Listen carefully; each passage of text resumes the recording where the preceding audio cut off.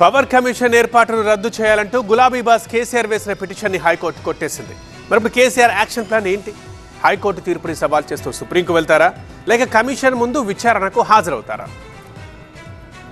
విద్యుత్ కొనుగోళ్లపై జస్టిస్ నరసింహారెడ్డి కమిషన్ను రద్దు చేయాలంటూ మాజీ సీఎం కేసీఆర్ వేసిన పిటిషన్ను హైకోర్టు డిస్మిస్ చేసింది. విద్యుత్ కమిషన్ ఏకపక్షంగా వ్యవహరిస్తోందంటూ కేసీఆర్ తరపు న్యాయవాదులు కోర్టులో వాదనలు వినిపించారు. ఇరుపక్షాల వాదనలు విన్న కోర్టు విద్యుత్పై ప్రభుత్వం వేసిన పిటిషన్ విచారణను కొనసాగించొచ్చని తీర్పిచ్చింది. గత బీఆర్ఎస్ ప్రభుత్వ హయాంలో విద్యుత్ కొనుగోళ్లు, పవర్ ప్రాజెక్టుల నిర్మాణంలో అక్రమాలపై రేవంత్ సర్కార్ జ్యుడిషియరీ కమిషన్ ఏర్పాటు చేసింది. అయితే సహజ న్యాయ సూత్రాలకు వ్యతిరేకంగా ప్రభుత్వం కమిషన్ ఏర్పాటు చేసిందని కేసీఆర్ కోర్టులో పిటిషన్ వేశారు. తెలంగాణ ప్రభుత్వంతో పాటు కమిషన్ చైర్మన్ జస్టిస్ నరసింహారెడ్డిని కూడా ప్రతివాదులుగా చేర్చారు కేసీఆర్. దీంతో పిటిషన్ పై విచారణ చేపట్టిన కోర్టు అభ్యంతరం తెలిపింది. ఇరువురి వాదనలు విన్నాక కేసీఆర్ రిట్ పిటిషన్ ను ధర్మాసనం డిస్మిస్ చేసింది.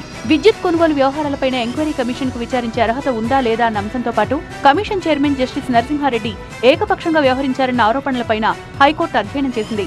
అనంతరం విద్యుత్ కొనుగోలు వ్యవహారాలపై కమిషన్ కు విచారించే అర్హత ఉందని తేల్చి చెప్పింది. మరోవైపు ఏకపక్ష విచారణ జరుగుతోందని చేసిన ఆరోపణలపై కేసీఆర్ తరపు న్యాయవాదులు ఎలాంటి ఆధారాలు సమకూర్చలేదని ధర్మాసనం అభిప్రాయపడింది.